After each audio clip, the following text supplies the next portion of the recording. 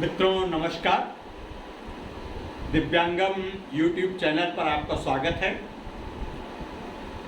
जैसा कि आप जानते हैं, सोमवार का दिन सप्ताह का प्रारंभ होता है एक नई ऊर्जा के साथ, एक नए संकल्पों के साथ। और इन नए संकल्पों में हमारा एक कर्तव्य होता है कि हम आपके भ्रम का निवारण करें, हम आपको कुछ नया बताएं। हमारे बुधवार के कार्यक्रम में हमारे विशेष प्रवक्ता प्रवीण सिन्हा जी ने कुछ बातें बताई हैं, जिस पे कुछ थोड़ा सा भ्रम भी है, थोड़े से स्पष्टीकरण मांगे जा रहे हैं और थोड़ी सी कुछ शिकायतें भी। उसमें मुख्य रूप से एक शिकायत आई है कि उसमें गणेश जी और शंकर जी का नाम क्यों लिया गया। उसके लिए उन्होंने भावावेश में कहे गए, उसमें कोई ऐसा उनका उद्देश्य नहीं था। उसके लिए अगर किसी को किंचित भी थोड़ा सा ठेस पहुंची है तो दिव्यांगम चैनल की तरफ से मैं खेद व्यक्त करता हूं और उनके उठाए गए प्रस्ताव, उनके उठाए गए बिंदु पे आज आपके बीच में हमारे फिर वही पुराने साथी जो सोमवार का जिनका दिन है, वासुदेव गिरी जी। वासुदेव गिरी जी एक विद्वान और काफ़ी मर्मज्ञ हैं दिव्यांग अधिनियमों के प्रति, दिव्यांगों की समस्याओं के प्रति और दिव्यांगों के समस्याओं के समाधान के प्रति प्रतिक्षण वो कुछ न कुछ चिंतन किया करते हैं और कुछ न कुछ उसका सकारात्मक समाधान देते हैं। तो आइए प्रवीण सिन्हा जी की बात पे, जिसका वीडियो श्री वासुदेव गिरी जी ने भी सुना है, उसमें कुछ बातें अगर अधूरी रह गई हैं तो उनका समाधान प्रस्तुत करेंगे। मिलते हैं आदरणीय वासुदेव गिरी जी से। वासुदेव गिरी जी नमस्कार। नमस्कार मिश्रा जी, मैं अनुग्रहित हूँ आपको यहाँ पा करके। और जब अपने सेगमेंट के बारे में, अपने समूह के विषय पर, समस्याओं के समाधान के प्रति जब आपको इतना आतुरता देखता हूँ, इतना आपके इन्वॉल्वमेंट को देखता हूँ, तो निश्चित रूप से आपको साधुवाद देने का, आपके सामने नतमस्तक होने का मन करता है जी। और मैं आभारी हूँ। मैं चाहूँगा कि अगर मैं जो बात कहूँ आगे किसी तरह किसी को भ्रम हो तो मैं अपना mobile number, CVD number repeat करता हूँ। कोई भी मुझसे फ़ोन करके स्पष्टीकरण प्राप्त कर सकता है। 9454412326 जी। 94544123। जी, मैं इसको नीचे लिख भी दूंगा डिस्क्रिप्शन में आपका नंबर। मैं ये दिखा रहा हूँ कि इनके पास हर एक चीज़ का समाधान के विषय में विशेष आदेश भी रहते हैं, शासनादेश रहते हैं। तो आज मैं गिरी जी आपसे पूछना चाहूँगा कि जो ये दिव्यांगों का प्रमाणीकरण है, वास्तविक इसकी परिभाषा क्या है, दिव्यांगों का वास्तव में कहाँ से प्रमाणन होता है और दिव्यांगों के प्रमाणन में प्रक्रिया को परिवर्तित करने का किसको अधिकार है? क्या ये प्रक्रिया को परिवर्तित अपने आप स्वतः अधिकारों की दुरुपयोग करके अधिकारियों का मनमानी स्वरूप है या वास्तव में जायज़ है? इस विषय में थोड़ा प्रकाश डालें। जी, सच तो यह है कि देखिए, विकलांगजन या दिव्यांगजन अधिकार अधिनियम से की सुविधाओं को जिसे प्राप्त करना है, सबसे पहली चीज़ है कि वो प्रमाण पत्र हासिल है। जिसके पास विकलांगता प्रमाण पत्र है या आज के शब्दों में, परिष्कृत शब्दों में दिव्यांगता प्रमाण पत्र है, वो विकलांग कल्याण विभाग के कार्य क्षेत्र में आता है। उसके पहले आप उसके कार्य क्षेत्र में आते ही नहीं। अब आते हैं हम लोग विकलांगजन अधिनियम की धारा 1 में परिभाषाएँ लिखित हैं और सबसे पहले यह इंट्रोड्यूस हुआ था भारत सरकार के जॉब सर्वे रिपोर्ट सन 78 में जारी हुई थी समाज कल्याण विभाग से। उसमें उसी को 20 मई 1978 का एक शासनादेश था कार्मिक विभाग का उत्तर प्रदेश में। उसमें स्थायी विकलांगता का प्रमाण पत्र निर्गमन का परिभाषा देते हुए बात कही गई थी, सबसे पहली बात। उसके बाद करीब 10 जुलाई 1995 को राष्ट्रीय दृष्टिहीन संघ शाखा उत्तर प्रदेश के बैनर तले हम लोगों ने एक रैली निकाली थी जी। और उस समय यह नाम तो याद नहीं आ रहा, उस समय के विशेष कार्य अधिकारी मुख्यमंत्री कोई रिजवी साहब थे और उन्होंने हमें वायदा कराया था कि हम मुख्यमंत्री जी साहब को मिलवाएंगे, आपकी समस्याओं पर वार्ता कराएंगे, जो नहीं हो सका। उसके बाद उसी कड़ी में हमारे संगठन ने एक रैली निकाली और हम लोगों ने एनेक्सी भवन के गेट नंबर 1 पर प्रदर्शन किया। मात्र हमारी गिनती उस समय क्योंकि बारिश हो गई थी, लोग कम हो गए, 17 लोग थे। और बहन जी मायावती जी ने हम लोगों से मुलाकात की और उन्होंने कहा कि देखिए आप 38 मांगे रख रहे हैं, 38 मांगों की 38 फाइल खोलने में ही 38 दिन से ज़्यादा लग जाएगा। इसका मतलब ये है कि आप लोगों के लिए एक पूरा विभाग अलग होना चाहिए जो आपकी समस्याओं का समाधान करे, समस्याओं का अध्ययन करे, समस्याओं के निराकरण के लिए बजट अलग होना चाहिए। ये सारी व्यवस्थाएं मैं महसूस करती हूँ और जैसे ही सत्र खत्म होगा हम ये घोषणा कर ये विभाग आपका बना देंगे। और यही कारण था कि 1995 में ये अधिनियम बना। अब हम आते हैं, ये अधिनियम कह रहा हूँ, ये विभाग बना। विभाग समाज कल्याण विभाग के तमाम जो परियोजनाएं थी, जैसे बाल विकास परियोजना थी, बाल विकास कोषागार बन गया। महिलाओं की सेवा जैसे प्रोटेक्टिव होम वगैरह थे, वो महिला कल्याण के अंदर में आ गया। जो नाबालिग बच्चे अपराधी प्रवृत्ति के जो कतरे वगैरह हो जाते हैं, उनके भरण पोषण के लिए जो क्षमता बनी, वो समाज महिला कल्याण में आ गया। इस तरह से अलग अलग स्कीमों को अलग अलग विभाग का नाम दे दिया गया, जिसमें विकलांग कल्याण विभाग भी एक विभाग है। उसी के कुछ दिन बाद, क्योंकि सन 80 से हम लोग प्रयासरत थे कि हमारे लिए एक बिल, एक कानून आना चाहिए, कानून बनना चाहिए। उसी कड़ी में निःशक्त जन समान अवसर अधिकार संरक्षण पूर्ण भागीदारी अधिनियम 1995 1 जनवरी 96 को महामहिम राष्ट्रपति जी ने हस्ताक्षर किया उस पर, और 6 फरवरी 96 थे वो पूरे देश में जम्मू कश्मीर को छोड़ करके लागू हुआ। उसकी विशेषता ये थी कि एक समन्वय समिति, एक कार्यान्वयन समिति और जिले स्तर पे सत्ता के विकेंद्रीकरण के एकल खिड़की सुविधा दिलाने के नाम पे विकलांग बंधु समिति गठित की गई। और उसमें नियुक्ति विभाग की ओर से आदेश जारी किया गया कि जो जिलाधिकारी होगा उसके पास विकलांगजन के लिए 3 पोस्टें होंगी। एक तो जिला कमारी को होता ही है हर डिपार्टमेंट का जी, इसके अलावा दिव्यांगजन और विकलांग बंधु समिति का अध्यक्ष भी वही होगा जी। और हमारी शिकायतों के निराकरण के लिए जो अधिनियम की धारा 61 में व्यवस्था थी कि राज्य आयुक्त होगा, तो अपर आयुक्त दिव्यांगजन भी डीएम को नामित किया गया जी। कि जिले आपको कहीं और जाने की जरूरत न पड़े, शासन प्रशासन में अलग अलग जगह भटकने की जरूरत नहीं पड़े, और आप जिले में ही जिला की समस्या का समाधान कर दीजिए। कोई दिक्कत आए आप न्यायाधीश के रूप में आप डीएम को पकड़िए, आप मुखिया के रूप में डीएम को पकड़िए, क्योंकि उस समितियों में जो सारे डिपार्टमेंट के लोग होते हैं जो संबंधित, जो कल्याण से विशेषकर संबंधित होते हैं जी, वो सारे डिपार्टमेंट के लोग होते हैं। उसकी नियमतः साल में 2 बार मीटिंग होती है और उसमें संबंधित विभागों के अलावा 5 NGOs स्वैच्छिक संगठन के लोग मेंबर होने चाहिए जी। अब देखिए होता क्या है कि हर चीज़ के 2 पहलू होते हैं। एक्ट की मंशा, एक्ट बड़े विद्वानों ने अंतर्राष्ट्रीय लेवल पे इसको पहुंचाने तक की व्यवस्था के नाम पे ड्राफ्ट किया था और संसद में पारित किया। संसद की भावना बड़ी अच्छी थी, इसमें कोई दो राय नहीं, इसमें कोई संशय नहीं है, लेकिन कुछ रेस्ट्रिक्शन से जो शायद हम लागू नहीं करा पाए, वो ये कि इन समितियों के मेंबर्स किसको होना चाहिए, जो ग्रांट एंड एड कमेटी के पास इनकी एप्लीकेशन ना गई हों अपनी संस्था चलाने के लिए, क्योंकि उन्हें तो अप्रूव ही करना होता है।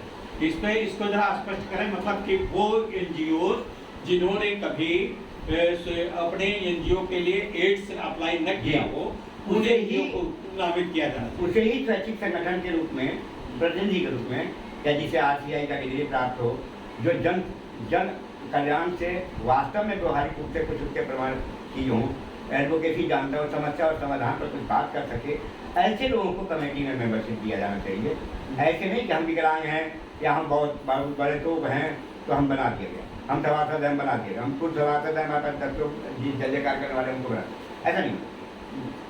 तो ऐसे में देखिए जो बात सिन्हा जी ने अपनी बात में कही कि प्रमाणीकरण में बड़ी कठिनाई होती है और उस कठिनाइयों के साइड इफेक्ट बताए। देखिए होता क्या है कि पहली बात तो हमें मनी बाउंडेड न किया जाए। कमेटी के सामने ये बात चाहे सलाहकार परिषद से शुरू हो, जो मंत्री जी की अध्यक्षता में होती है, चाहे कार्यान्वयन समिति जो थी, जो सचिव विभागीय जो सचिव होते थे, सचिव, प्रमुख सचिव, अपर मुख्य सचिव, जो भी डिपार्टमेंट के हेड होते हैं, वो कार्यान्वयन समिति के मेंबर्स होते हैं, उनका हो, और चाहे आपके जिले में डीएम, ये सारे एक्ट के लागू करने के लिए जिम्मेदार अधिकारी लोग हैं। उन तक हम कैसे अपनी बात कहते हैं, और अगर जो हमारे काम में बाधा दे रहा है, जब तक उत्तरदायित्व निर्वहन की व्यवस्था, उत्तरदायित्व निर्धारण की व्यवस्था नहीं होगी, तब तक उत्तरदायित्व का निर्वहन संभव नहीं। जी बिल्कुल सही। हम सब लोक सेवक हैं, हम जानते हैं कि हमारी एनुअल एक सेकेंड रिपोर्ट बनती है, जिसको सीआर कहते हैं, जी, वो 24 पंजिका है। उसमें अगर विकलांग कल्याण अधिकारी ने अपने दायित्व का निर्वहन नहीं किया, उसने साल में 2 मीटिंगें नहीं कराई, उसके मिनट्स के पर जो निर्णय लिया गया उस पर कार्यान्वयन के का सही आधार न मिला, उसका कार्यान्वयन नहीं हो रहा है, तो उत्तरदायित्व निर्धारण भी उसको करना चाहिए। मतलब हर बिंदु का अनुपालन सुनिश्चित किया जाए। जी, उत्तरदायित्व निर्धारण चाहिए, और उत्तरदायित्व, और इसके लिए सुप्रीम कोर्ट ने बड़ा अच्छा काम किया है। एक सिविल अपील थी, जस्टिस सुनंदा भट्टाचार्य फाउंडेशन के सौजन्य से एक सिविल अपील दाखिल हुई थी 98 में। इसमें उन्होंने एक तो आरक्षण के मुद्दे पर, और एक उच्च शिक्षा के क्षेत्र में आरक्षण के मुद्दे पर 2 इशू पर एक मुकदमा दायर हुआ था। उस मुकदमे के क्रम में ही आगे चल के एक समिति, एक शिकायत निवारण अधिकारी नामित करने की व्यवस्था हर अधिष्ठान में की गई, जो केवल नाम के। अच्छा, सुप्रीम कोर्ट में यूपी गवर्नमेंट ने करीब 700 पन्ने का डिटेल भेजा है, लेकिन नतीजा क्या है? किसी डिपार्टमेंट का गरीबी निवारण अधिकारी के पास कोई अगर पूछा जाए कितनी शिकायतें आई, कितने का निस्तारण किस रूप में किया, तो कोई बताने के एक डिपार्टमेंट नहीं बता पाएगा। बिल्कुल सही। तो नियम देखिए, हमारा काम ये नहीं है, ना हमारा उद्देश्य है, और ना हम ये मानते हैं कि हम जो नेता चोर है या नेता की बुराई करें। नेताओं ने संसद में या जो हमारे लिए नियम बनाया वो नेता उसके पास, लेकिन जिसको लागू करना है, और लागू करने के जो मैकेनिज्म है, लागू करने के पीछे झंडा जो साथ में है, उसकी बात सुनी जाएगी। ये पॉलिटिकल मोटिवेशन कह लीजिए या पॉलिटिकल मजबूरी कह लीजिए, उसी की तरफ जो बच्चा रोएगा वही उसी को दूध पिलाने के लिए मादारी आतुर होगी। बिल्कुल सही। यही कारण है कि हमारे पास, हम जैसे कि 10 करोड़ की जनसंख्या हमारी बता रहे थे, फिगर अच्छा है, सही है, बट हमारी वैल्यू कहाँ है? जो लोग विशेष शिक्षा के पास होते हैं, वो 10-12 साल की उम्र से जब भी जानकारी होता है इस तरह के संस्था का, हमें जैसे बुढ़ापे में मजाक उड़ाया जाए, तमाम साहित्य के मंचों पर भी कविताएँ पढ़ी जा रही हैं कि बुढ़ापे में बच्चे वृद्धाश्रम में छोड़ जाते हैं, वैसे हमारे साथ तो बाल अवस्था में हो जाता है। वो हमारी शुरुआत है, हमको वही नियत है, हमको भोगनी जी। और उन्हें कायदा कर, हम अपने घर में अनाथ हुए, विकलांग हुए, जो भी हुए, तो उनकी क्यूरियोसिटी की जिम्मेदारी मेरे माँ बाप नहीं उठाते, वो हमारी सरकार उठाती है वास्तव में। लेकिन यही कारण है कि हमारी अपनी अहमियत बने, ये कोई देख नहीं। दया भाव से पहले काम होते थे, अब अधिकार मांगते हैं। यानी जब हम नीचे बैठ के आपको अभिवादन करते हैं तो आपको लगता है कि हाँ, हम आपसे छोटे हैं। बराबरी में कुर्सी पर बैठे हैं तो आपको बताते हैं कि बराबर की कुर्सी पर बैठे हैं। ये जो सोच है हमारी कि भारत में अशिक्षा और कहना चाहिए विल पावर की कमी, संकल्प शक्ति की कमी, इसकी वजह से हम अपने लक्ष्यों को प्राप्त नहीं कर पा रहे हैं। और विकलांग कल्याण विभाग को दोषी क्यों बताते हैं हम? क्योंकि विकलांग कल्याण विभाग नीति निर्धारण में उनको कसने के लिए, हमारी बात कहने के लिए बनाया गया। बजट 200 करोड़, मतलब जो 14 करोड़ पहला बजट था विकलांग कल्याण विभाग का, आज 27,000 करोड़ या 2700 करोड़, ये ठीक से याद नहीं आ रहा है, से ज़्यादा बजट है विकलांग कल्याण का। लेकिन गरीबी रेखा से नीचे जीने वालों के लिए 100 रुपया से 500 रुपये 5 गुना कुछ पेंशन बढ़ा है। मैं जब नौकरी करने आया था तो मुझे 600 रुपये तनख्वाह मिलती थी, आज मेरी करीब 1 लाख तनख्वाह। और हमें सरकार जो है, देखिए अगर मेरी पत्नी और मैं दोनों विकलांग हैं तो मुझे 25,000 रुपये इनकम टैक्स में छूट मिलता है साल में। 12,500 रुपया उनको और 12,500 रुपया मुझे। लेकिन एक विकलांग को एक विकलांग जो गरीब है उसे जीने के लिए 500 रुपये। ये जो विषमताएँ हैं, आवश्यकता है नीति निर्धारकों की कि ये सलाह देने वाले लोग जो कमेटी के मेंबर्स हैं वो ये मैकेनिज्म समझाएं कि ये चीज़ें जरूरी हैं। अगर इधर कटौती करनी है करिए, लेकिन इधर कटौती जैसे हमारा भरण पोषण योजना में पैसा कितना होना चाहिए, हमारा विकलांग पेंशन होना कितना चाहिए, उसका निर्धारण कैसे किया जाए, एक सवाल है जी। अगर मेरे से कोई पूछे तो मैं 3-4 तरीके बताऊँ। क्या? नंबर 1, बम्बई भिक्षुक निवारण अधिनियम 54 में जो भिक्षुकों पर आप खर्च करते हैं खाने पीने रहने पर, कम से कम उतना तो हो। क्या बात है। जो जेल में कैदियों को देते हैं आप, उतना तो हो। जो आप अनाथालय में जो अनाथालय चलाने वाले को देते हैं एक व्यक्ति पर है, उतना तो हो। कितना देते हैं करीब इन लोगों को? अब इसका ये भी अलग अलग है। जितना कमीशन दे दिया आप ग्रांट देने वाले उतने उसका 90%, 100 रुपया बताया आपने, 90 तो दे देंगे। लेकिन हमने दिल्ली में पूरा हाउस का देखा था बजट में, तो एक व्यक्ति पर 350 ग्राम आटा, 100 ग्राम चावल, 1 ग्राम मसाला, 40 ग्राम दाल और 125 ग्राम सब्जी पर है। इसकी इतना सेंक्शन करना है। उसका जितना भी खर्चा आता हो वो जाता है उन भिखारियों को जो भिखारी भीख मांग के पकड़े हैं। और हम पढ़ते हैं विद्यालय में, जो हमारे विकलांग कल्याण विभाग संस्था चला रही है। मैं बताऊँ आपको, आज दुर्भाग्य है, कहने में मुझे झिझक भी हो रही है कि हमारा सेंट्रल वर्कशॉप दो चल रहे हैं। 3 थे, 2 चल रहे हैं इस समय, बल्कि 4 थी। एक महिलाओं वाली गोंडा वाली बंद हो गई, एक अभी चल रही है वहाँ पे आके बांदा में, और लखनऊ में और गोरखपुर। लखनऊ में 3 कर्मकार हैं, गोरखपुर में 3 कर्मकार हैं, लखनऊ में 4 हैं। लखनऊ वालों के बजट के कोई बाउंडेशन नहीं है, जो जितना खाना चाहें जो खर्चा आएगा कोई दिक्कत नहीं। लेकिन सारे पौने 20 रुपये करीब में खाने में खर्च होता है वर्कशॉप के उन लोग विद्यार्थियों के, कर्मकारों के जो गोरखपुर में। तो ऐसा कहाँ से समान अवसर नीति है भाई? आप खुद नहीं करेंगे, दूसरे से कहेंगे कैसे? क्या बात? भूखा जाने भी पढ़ाई जाने जगह जाके पाँव न फाटे बवाइए, कहावत है। लेकिन हम अपनी पीड़ा गा रहे हैं, लेकिन जहाँ नीति निर्धारण करना है वहाँ हम नहीं हैं। हमने 98 में एक डिमांड रखा था कि एक विशेष कार्य अधिकारी होने चाहिए मुख्यमंत्री कार्यालय में। बाद में ये चर्चा हुई कि चलो भाई विभाग रख ले, नहीं किया उन्होंने।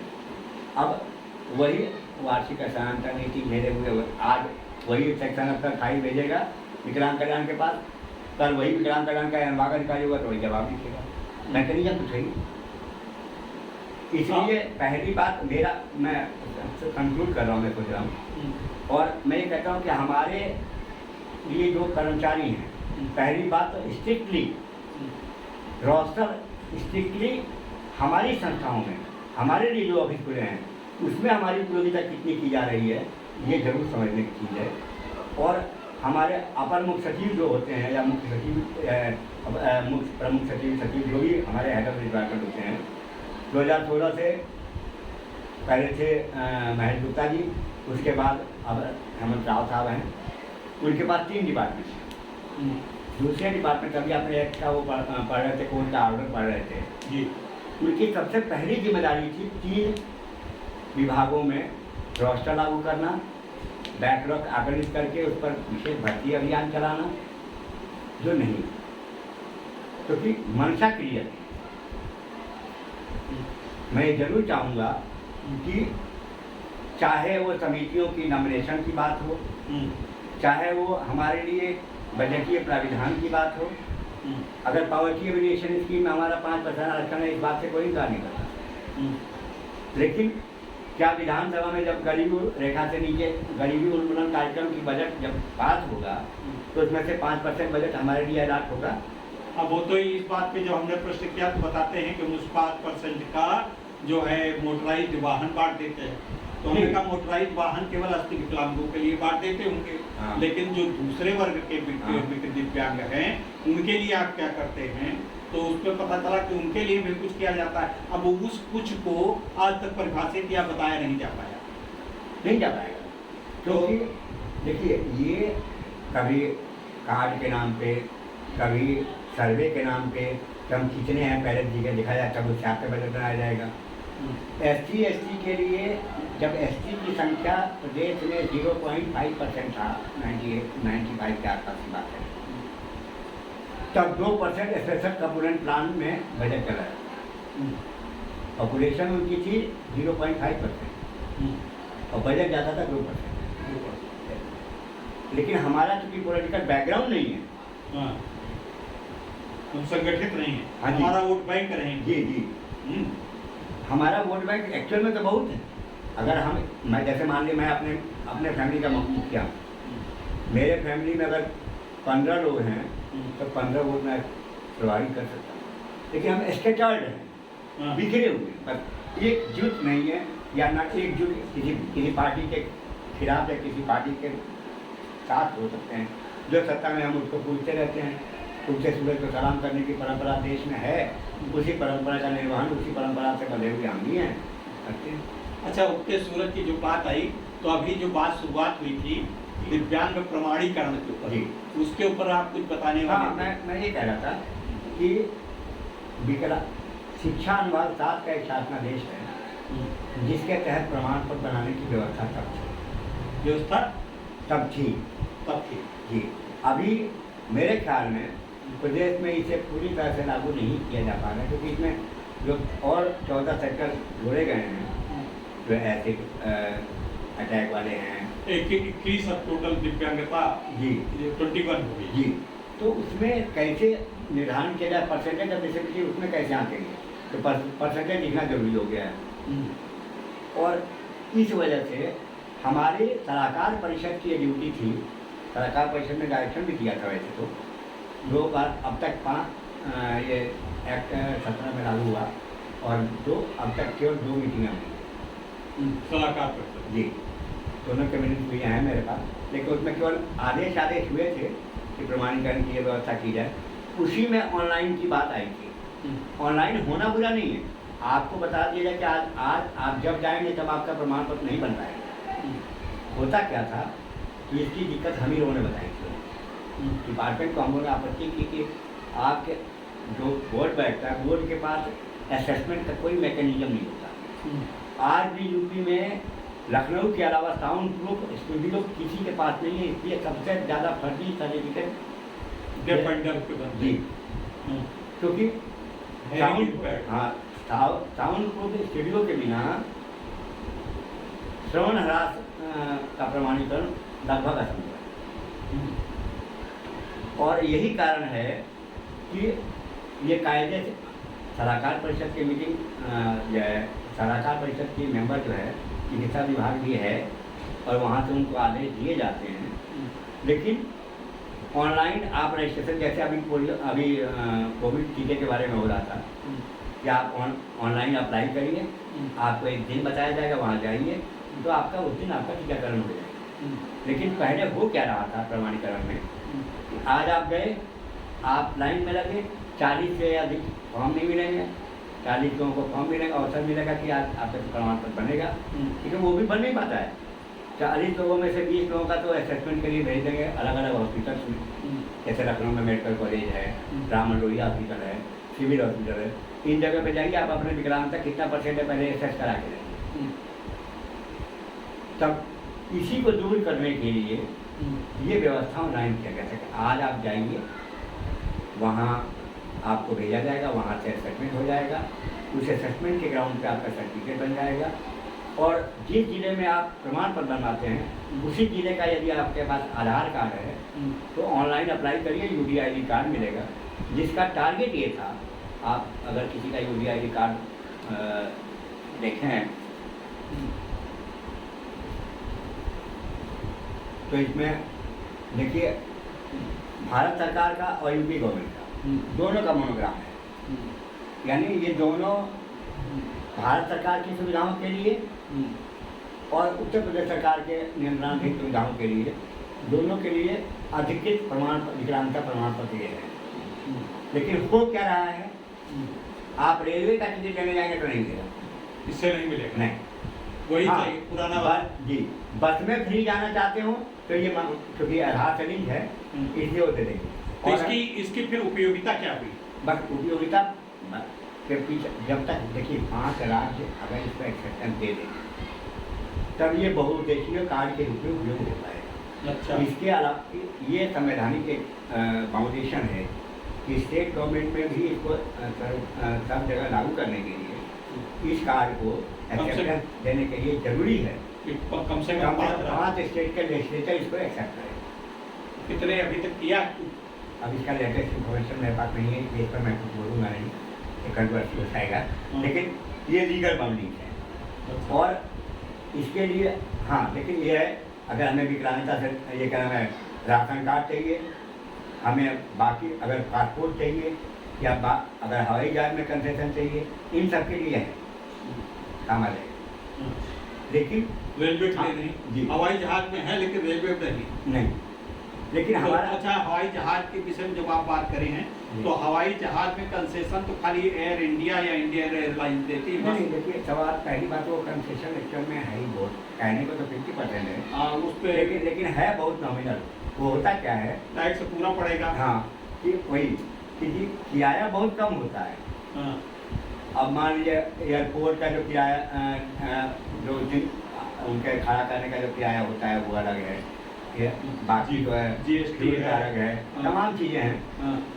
तो हम सबसे पहले हमारी ये मांग है इस चैनल के माध्यम से, जो हम चाहते हैं कि गवर्नमेंट को भी देखी है कि कम से कम वो लोग जिनकी न्यूनतम गरीबी रेखा के नीचे जीवन यापन करने की श्रेणी में आगमन करने के तरीका जो हो, वो कम से कम सामान्य जो लोगों के लिए जो नियम है उसके डबल इनकम वालों को इससे कवर किया है। नंबर 1 बात। नंबर दूसरी बात कि कम से कम जिन्हें आप गरीबी रेखा से नीचे की लिस्ट में रखते हो, रखना शुरू करें, उन्हें कम से कम कर मुक्त तो करिए।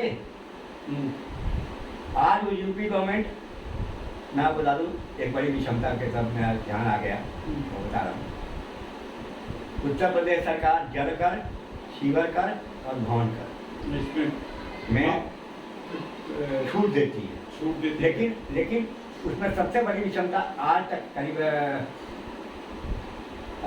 16-15 साल से ऊपर हो गया इस कंसेशन को जनरेट हुए, लेकिन एक विषमता अभी तक हमने कई बार ध्यान दिलाया सरकार का, अभी तक नहीं दूर हो पाया। विकलांग कल्याण विभाग ने अपने किताब में कंसेशन को छुपवाया है उस एनजीओ को, लेकिन किसी का ध्यान नहीं दिया। उसमें यह कि 50% तक अगर आपकी विकलांगता है तो आपको 50% आपको टैक्स छूट मिलेगा, और 75% से ऊपर अगर विकलांगता है तो आपको 60% छूट मिलेगा। सवाल यह है कि किसी भी विभाग को ये अधिकार ही नहीं है कि विकलांगता की परिभाषा को अतिक्रमित करे। 40% वाले विकलांगता में इसका मतलब आप छूट नहीं दे रहे हैं और कहते हैं आप विकलांग को दिया। इसी तरीके की विषमता रेलवे में है। 40% डिसेबिलिटी वाले को विद अटेंडेंट कंसेशन मिल जाता है, लेकिन अगर हमारा कोई पार्टली ब्लाइंड आदमी है उसको टोटली ब्लाइंड में भी आप कंसेशन नहीं देंगे। ये बहुत सारी विषमताएं ऐसी हैं जो प्रमाणीकरण से लेकर के मैकेनिज्म के अभाव में इसीलिए हम मैं एक थोड़ा सा और क्यूरियोसिटी है, जैसे कि सिन्हा जी ने अपने कल के वीडियो में जो बताया उसमें उन्होंने बताया कि पहले सीएमओ ऑफिस पे जाने के लिए रजिस्ट्रेशन कराइए। पहले सीएमओ ऑफिस गए, फिर सीएमओ ऑफिस में आपको डेट मिल गई, वहाँ से तो उस तारीख को वहाँ गए आप, फिर वहाँ से जाने के बाद वो सर्टिफिकेट देने के लिए आपको एक पर्ची देंगे। पर्ची देने के बाद वो सर्टिफिकेट गवर्नमेंट से आएगा, गवर्नमेंट से उनके विभाग को आएगा, विभाग में टंप पड़े। हमारी सूचना है कि इस समय कम से कम 12-13 जिलों में 1 लाख से ऊपर सर्टिफिकेट पड़े नहीं जो वितरण नहीं हुए। ये इस बात पे सच्चाई हो सकती है मैं इसको यह तो नहीं कहूँगा, लेकिन मैं इनकार नहीं करता। लेकिन हाँ, इसमें दो बातें हैं समझने की। नंबर एक बात तो यह है कि जो डेट मिलती है वो आपके विकलांगता के असेसमेंट का डेट मिलता है एक्चुअल। और इतने एनजीओज हैं, लाखों रुपया 90% ग्रांट तो हर काम के लिए देती है। तो देखिए, सब कुछ के लिए हम गवर्नमेंट को क्यों ब्लेम करें? जो सोशल ऑर्गेनाइजेशन हैं या जो हमारे विकलांग मजदूर समिति के मेंबर्स लोग हैं, वो कैंप लगा के बंटवाना शुरू करें। ब्लॉक जैसे तहसील दिवस होता है, वहाँ ये प्रमाण पत्र बांटने की व्यवस्था कराएं कि विकलांग मजदूर समिति में रखा जाए कि जी डीएम साहब, सीएमओ साहब, आपके यहाँ कितने आए हैं लोग पंजीकरण कराए हैं सर्टिफिकेट के लिए, कितने का सर्टिफिकेट बना है, कितने का नहीं बना है, इसका पूरा आपका जो है डाटा रिफ्लेक्ट होना चाहिए आपके उस पर, डिस्प्ले होना चाहिए। तो इसका समाधान हो जाएगा। देखिए, ये गलत नहीं है, थोड़ा टिपकर हो गया है, लेकिन सुविधा बढ़ाने के लिए तो कई दिक्कतों का सामना करना पड़ता है। इससे मेरे ख्याल से हमें कोऑपरेट करना चाहिए विषय में। और जो क्षमता वाला है, देखिए, अगर मान लीजिए, जैसे मैं बताऊँ आपको एक छोटा सा उदाहरण दूँ, ये जितने दर्द क्रिया बताया है सिन्हा जी ने, उसी के प्रकार से मेरे दिमाग में है। समाज कल्याण विभाग में एक विशेष कार्य अधिकारी होते थे, लाल अडवाणी। उनकी टाइप की स्पीड 40 एवर थी विदाउट मिस्टेक, हिंदी इंग्लिश की 50 तक थी। और अंग्रेज लोग उस समय इनको छोड़ के गए और उन्हें स्पेशल ऑफिसर बना के चले गए। तो उन्होंने जब पार्लियामेंट में ये बात आई कि विकलांगों को फ्री ट्रेवल करने की व्यवस्था रेल में दी जाए, उन्होंने मना कर दिया, ना ये नहीं। क्यों? क्योंकि जब हम सार्वजनिक जीवन में बात करते हैं तो हमें हर तरह के लोगों पर विचार करना है। जो गरीबी रेखा से नीचे दिए हैं वो तो मान लीजिए फ्री चलना चाहेंगे, लेकिन हमारी क्षमता है कि हम एसी में चलें, तो अगर फ्री चलने वाले होते तो कैसे जाएंगे? आज हमें कंसेशन पर एसी में चल पा रहे हैं। तो हमें जो बात हम कहते हैं, हमें उसके साइड इफेक्ट देख के और सर्वहिताय बात की जानी चाहिए। मैं बुराई करना मेरा टारगेट नहीं है, लेकिन हाँ, सुविधाओं के लिए थोड़ी अगर असुविधा मैकेनिज्म की देनी पड़ती है तो वो भार हम एनजीओ को उठाना चाहिए, जो हम सोशल ऑर्गेनाइजेशन वाले हैं उनको उठाना चाहिए। उनके ब्लॉक लेवल पे सामुदायिक केंद्र पर पहुंचा दें, वहाँ से चला जाए, आशा कार्यकर्ताओं के थ्रू वहाँ भेज दें। ऐसे बहुत सारे तरीके, अगर मैकेनिज्म ढूंढा जाएगा तो मिल जाएगा। जरूरी नहीं है भाई कोई भेजिए। अब सवाल ये है कि 35 रुपया या 25 रुपया रजिस्ट्री का कौन खर्चा करे, उसका बजट कहाँ से लाएँ हम? इस वजह से ये वायदे पूरे नहीं हो पाते और लोग अपनी गलत पा के 30 रुपये में जन वो सुविधा केंद्र से ले लेते हैं, इसी भी हिसाब से क्या कहते हैं, जन सुविधा केंद्र। हाँ, जन सुविधा केंद्र से ले लेते हैं। तो और अंत में बहुत अच्छा लगा गिरी जी, अंत में एक बात के साथ मैं समापन करना चाहूँगा। जो विकलांग शब्द को दिव्यांग कह दिया गया है, उस पर मुझको लगता है कि ये सकारात्मक पहल है सरकार की, या जो भी इसका अनावश्यक रूप से देखिए, सच्चाई ये है कि इस पर टिप्पणी करने भर के हम लोग सक्षम नहीं है, ईमानदारी की बात है। दिव्यांग कहना, देखिए, सूरदास कोई हमें कहता है तो हम उसको कबीरदास कह देते हैं, चिढ़ जाते हैं। और हम उसके पक्ष में तर्क क्या देते हैं कि जी विकलांगता हमने अब खुद से धारण नहीं की है, ये हमारी कमजोरी है, मजबूरी है। तो इसी तरह दिव्यांग कहने से व्यंग लगता है कि दिव्यता हमें कौन सी है, हमारे अंगों पर दिव्यता कहाँ से आई है। इसलिए उन्होंने मेरे ख्याल से एक बात तो कहा होगा कि कम से कम सभ्य भाषा में उनको संबोधित किया जाए, आदर दिया जाए। जैसे अभी सचिवालय का एक नियम अभी की ने निकाला है कि सचिवालय कर्मियों के साथ सम्मान प्रकट किया जाए। वैसे ही वाली बात है कि भाव ये है कि इनको सम्मान के हेय दृष्टि से न देख के सम्मान की दृष्टि से देख रहे हैं, लेकिन इस संविधान में फंसा के इसे पॉलिटिकली कैश किया जाए और कुछ नहीं। मेरे ख्याल ये मेरा अपना विचार है जी। और जो मैंने महसूस किया है,